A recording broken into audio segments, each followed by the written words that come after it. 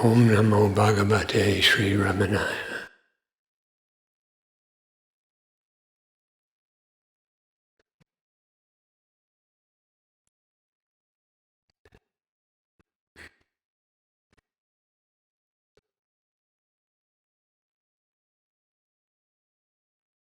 Dialog 510, dated September 7th, 1938.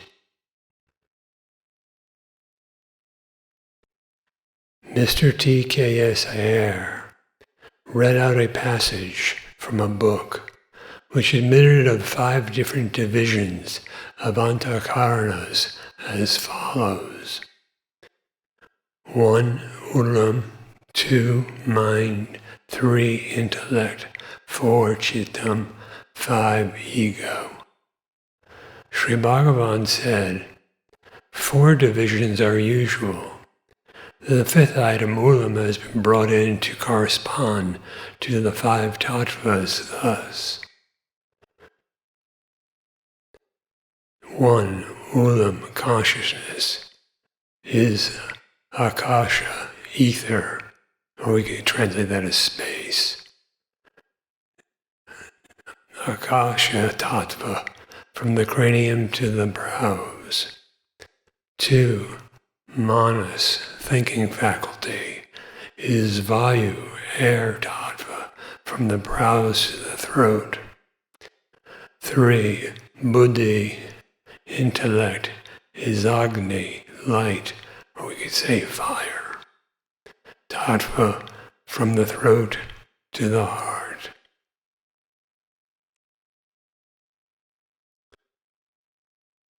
4. Chitta, memory, is jala, water, tattva, from the heart to the navel. And 5.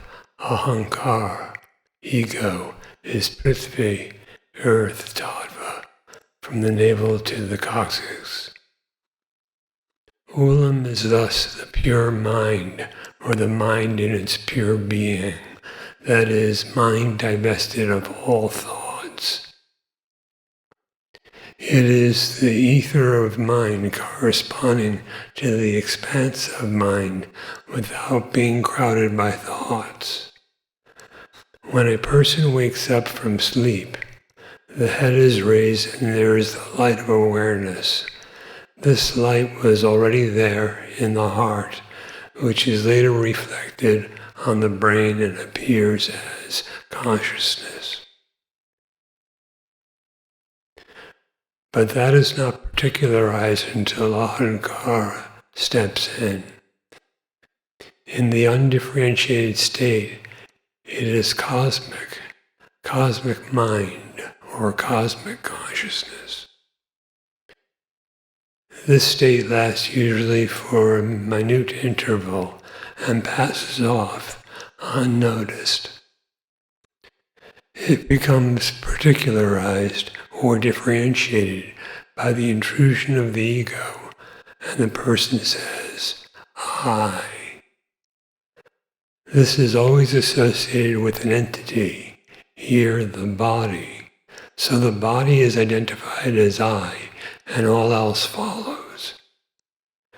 Because Ulam is only the reflected light, it is said to be the moon. The original light is in the heart, which is said to be the sun.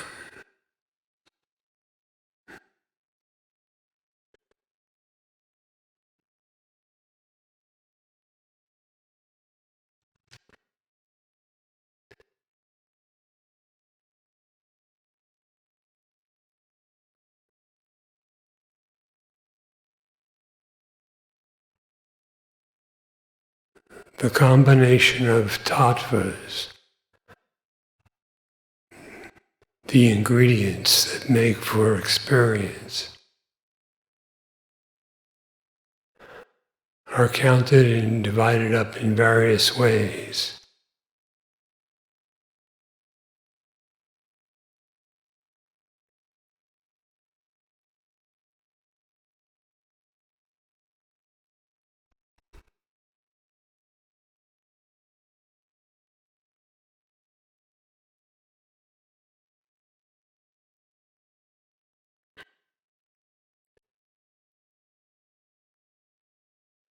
The divisions of the mind are made in the mind itself.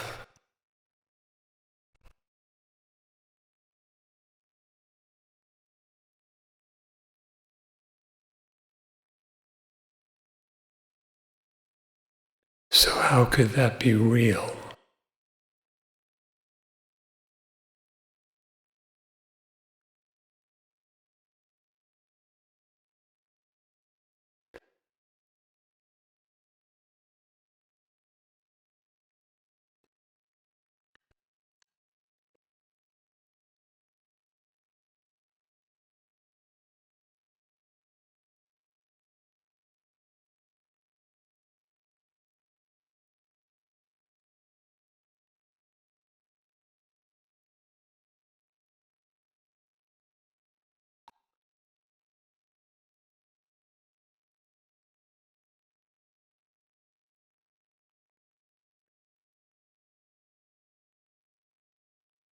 There appear to be states of mind.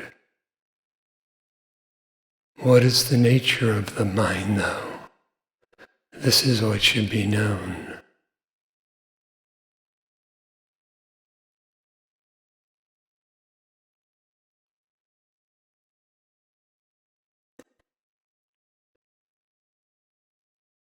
The person says I. This is always associated with an entity, here the body. So the body is identified as I, and all else follows.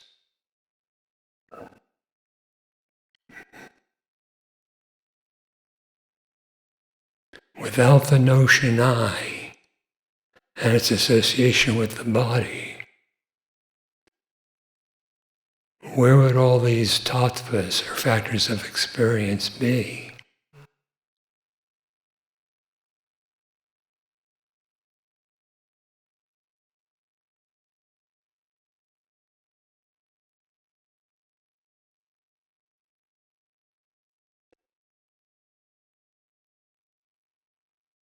Sri Bhagavan has pointed out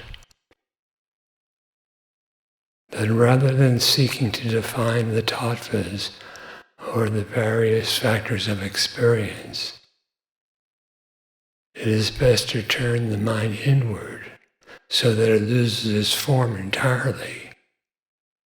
By inward is meant an inquiry into one's own nature, the self. The significance of I is what is to be understood and realized.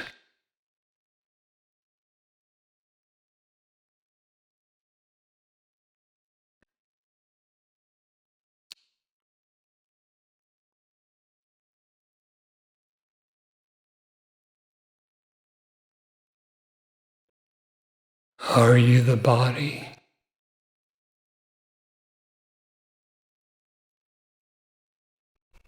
The body is identified as I, and all else follows. All else means all that is illusory.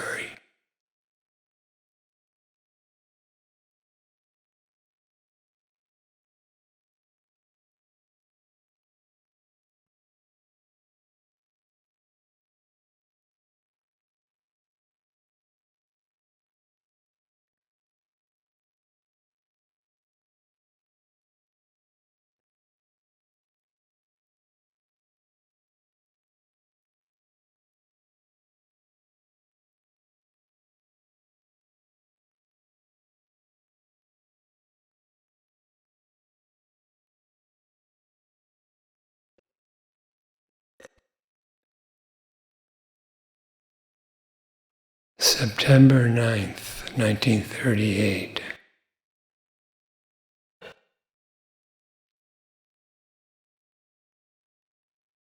Major Chadwick had translated Na Karmana Na Prajaya into English. Sri Bhagavan was explaining its meaning. Brahmaloka may be interpreted subjectively or objectively. The latter meaning requires faith in the Shastras, which speak of such lokas whereas the former meaning is purely of experience and requires no external authority. Brahmaloka would mean knowledge of Brahman, or self-realization, Atmasakshakara.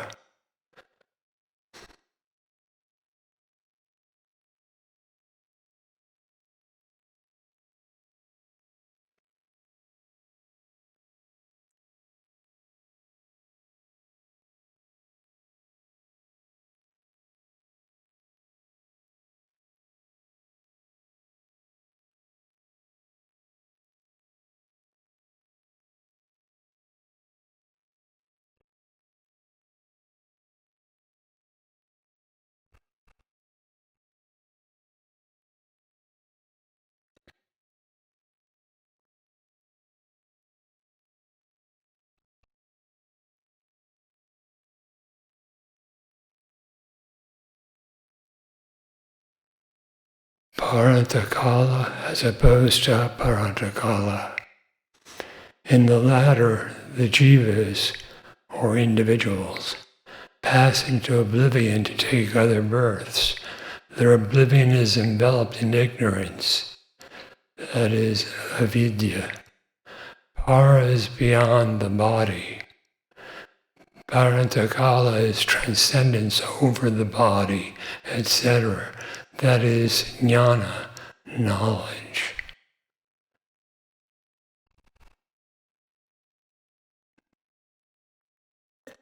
Beyond prakriti, sarva implies that all are qualified for knowledge and liberation, moksha. Satpurusha means good men well disciplined. The whole passage implies passing into the real beyond the unreal.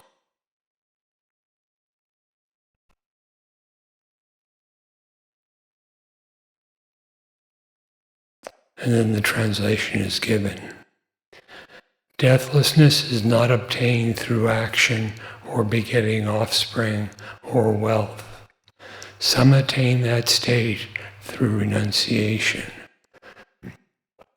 The sages that have conquered the senses attain that sat, which is more supreme than heaven and shining all alone in the heart.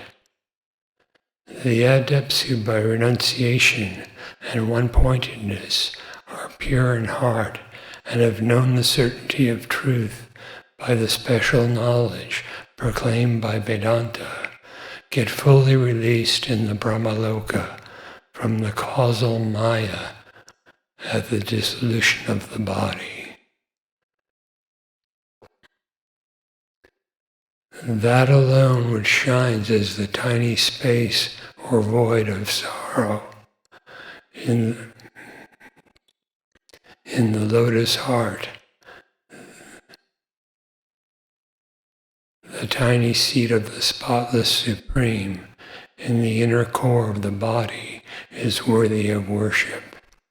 He alone is the Supreme Lord who is beyond the primal word, which is the beginning and end of the Veda, and in which merges the creative cause.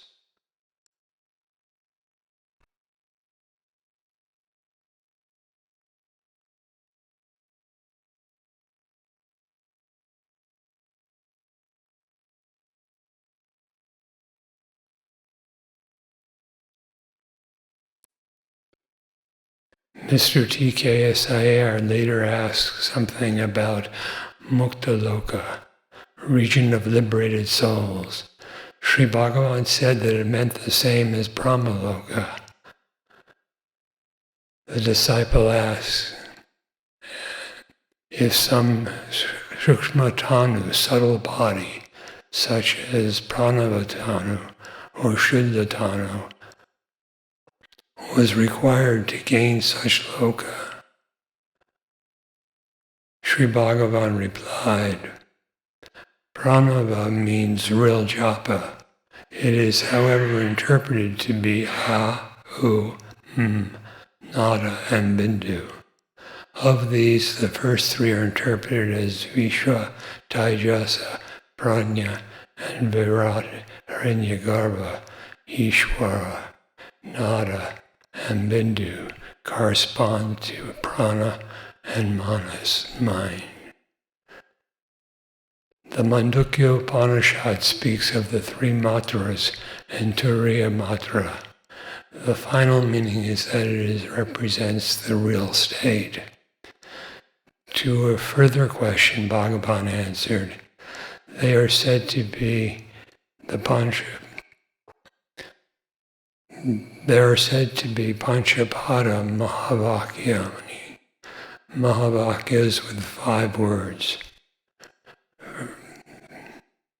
For example, Tattvamasi ati nijam, you are that is the great truth.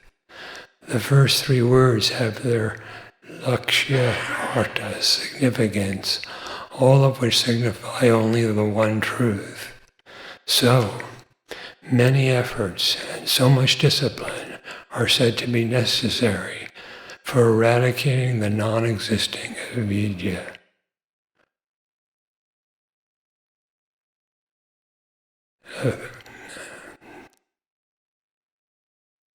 Avidya means ignorance.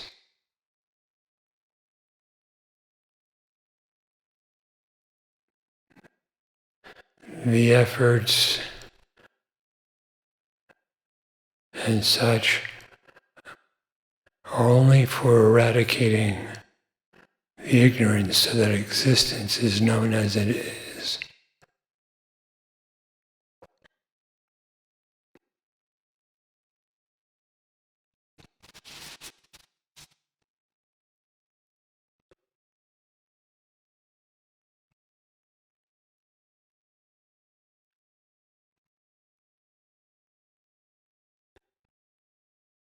What is the real effort needed to eradicate ignorance?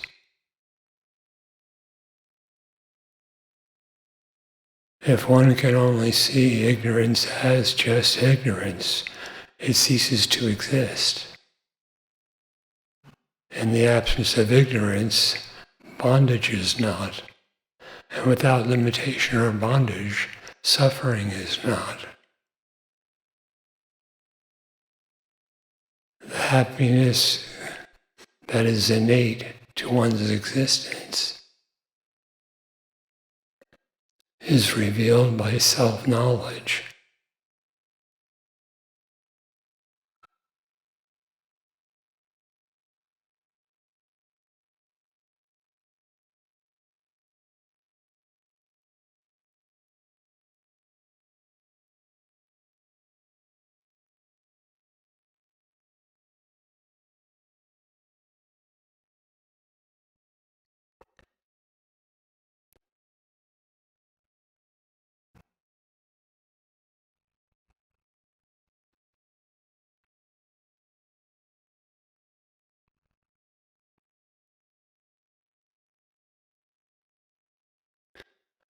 All of these descriptions and interpretations are based upon certain misidentification regarding the self regarding the self as something that is not the self, such as the notion I and the idea of being a body.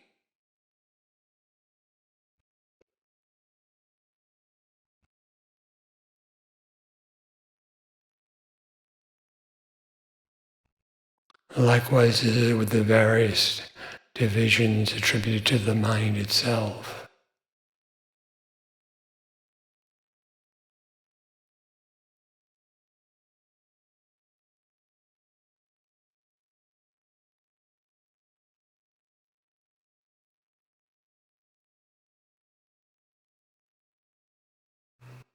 So many efforts and so much discipline are said to be necessary for eradicating the non-existing ignorance.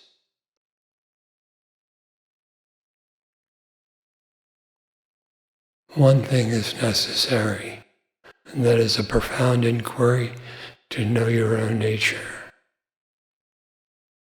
That is transcendent of the body, the mind, the ego, and all else.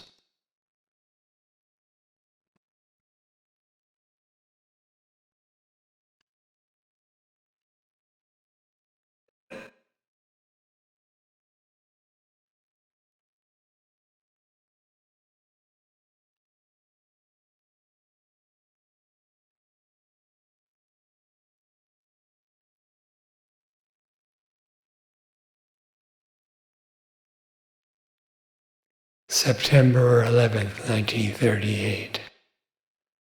Sri Bhagavan said, "All mistake the mind consciousness for self-consciousness. There is no mind in deep sleep, but no one denies his being in sleep. Even a child says on waking, 'I slept well,' and does not deny its existence. The eye rises up, the mind turns outward through the five senses and perceives objects. This they call direct perception. Asked if I is not directly perceived, they get confused because I does not announce itself as an object in front, and only the perception with the senses can be recognized by them as knowledge. This habit is so strong with them." A stanza in Devaram says, "O sages eager to get over all misery, worry. O sages eager to get over all misery, worry not about inferences and examples. Our light is ever shining forth from within."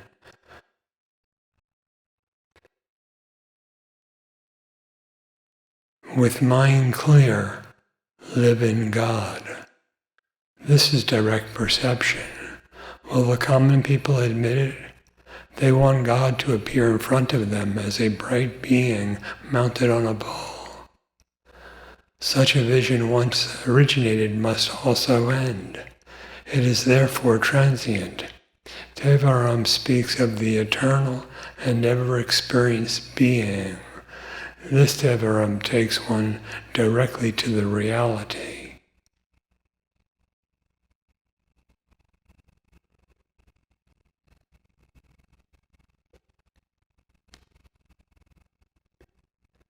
All mistake the mind consciousness for self-consciousness.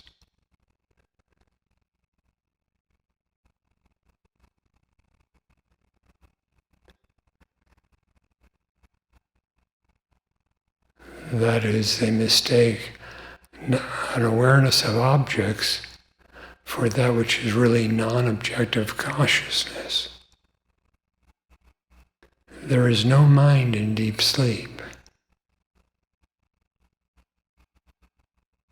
There is neither thought activity then, nor sensation, nor memory, nor the notion of individuality. There is not the least objective conception.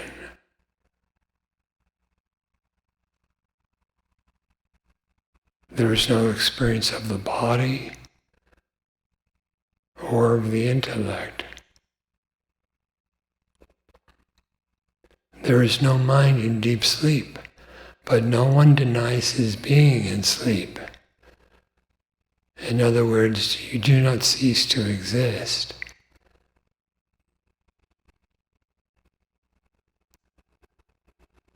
And you do not cease to know that you exist.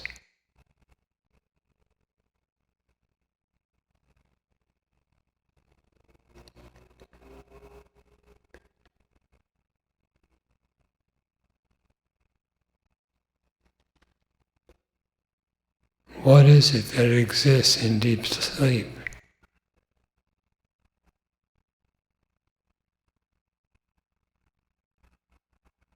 Just existence. The same existence is now also. You do not change existences. Existence is not multiple, not variable, not to be modified, indivisible.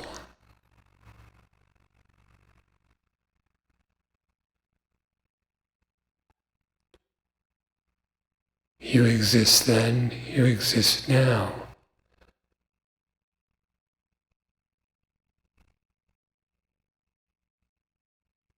What is that nature of existence?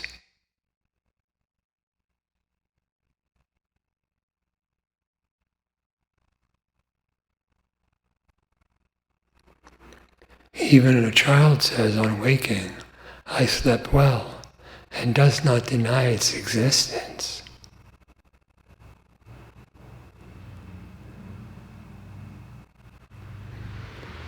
Between waking and deep sleep, what makes the difference in one's experience?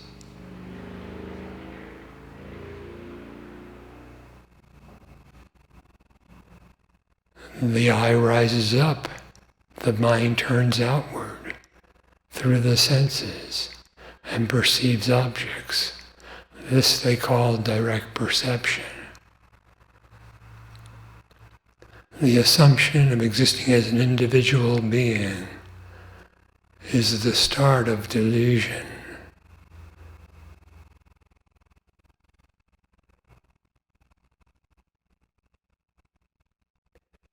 It is merely an assumption made of imagination.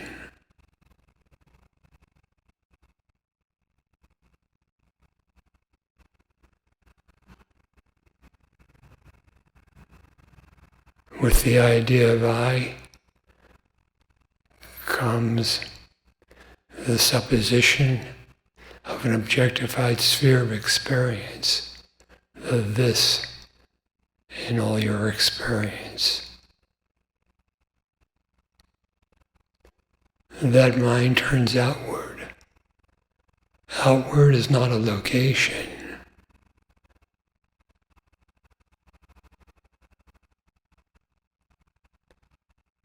Outward means the mind believes in its own imaginings.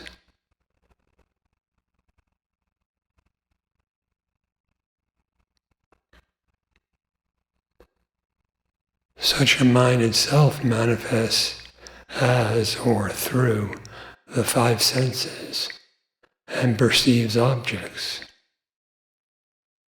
This they, those who are ignorant, call direct perception, which is far from direct, requiring I, the mind, the senses, the objects.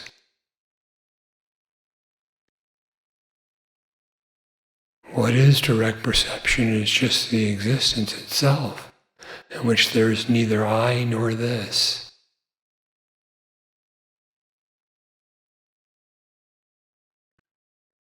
Asked if I is not directly perceived, they get confused.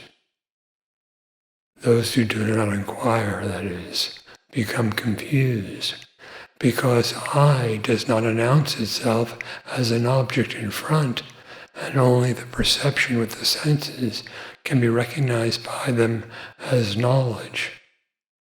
This habit is so strong with them.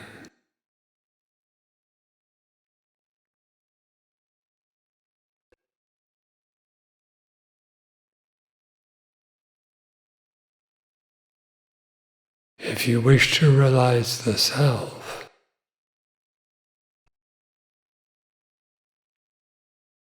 give up the objectifying outlook.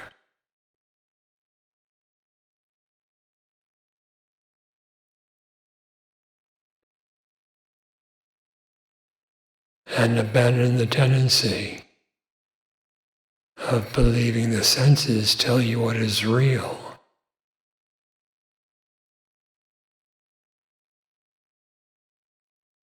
The senses cannot tell you what is real.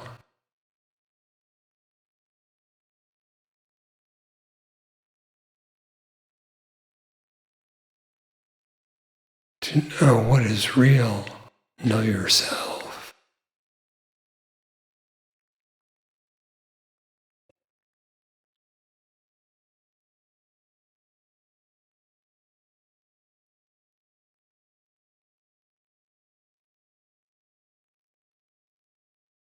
O sages eager to get over all misery, worry not about inferences and examples. Our light is ever shining forth from within.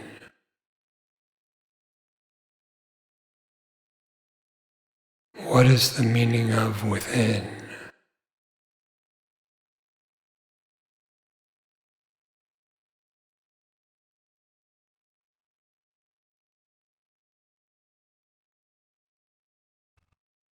Just your existence, which has an innate knowledge of itself.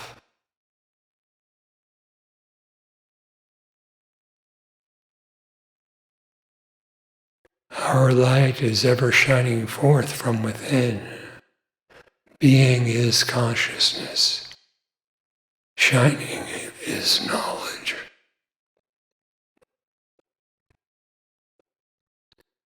With the mind clear, no longer believing in its own imaginings, rid of delusion, live in God.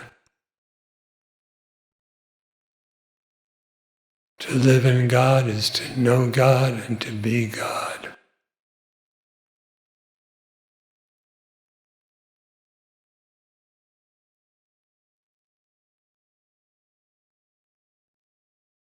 That is free of the falsely assumed individuality.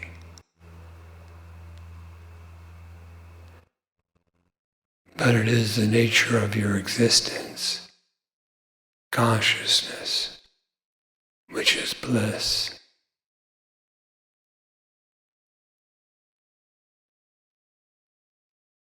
This is direct perception.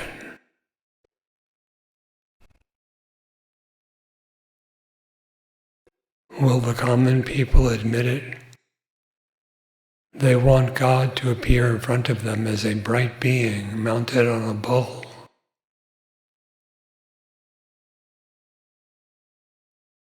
Such a vision, once originated, must also end.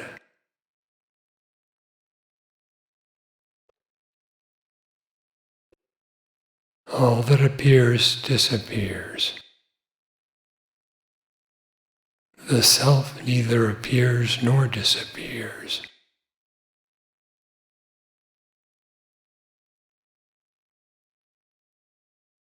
All that is transient is unreal. The reality ever is, which is why self-realization is permanent.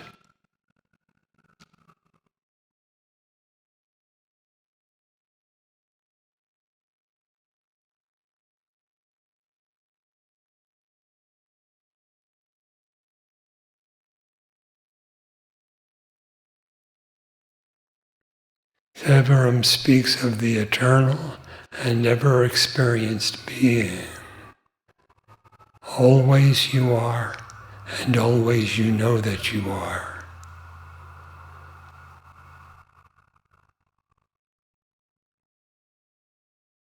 The existence and the consciousness, the being and the knowing, are one and the same.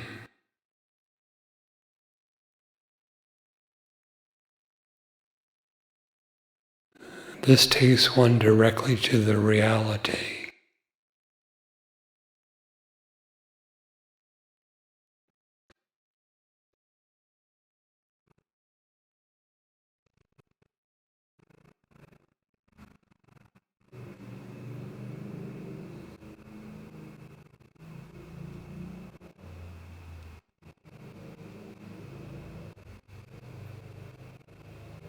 To know reality, or absolute existence.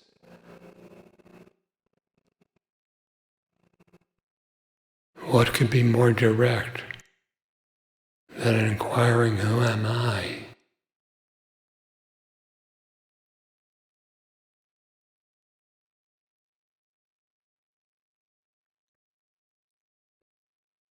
there is no distance to traverse, no difference to overcome.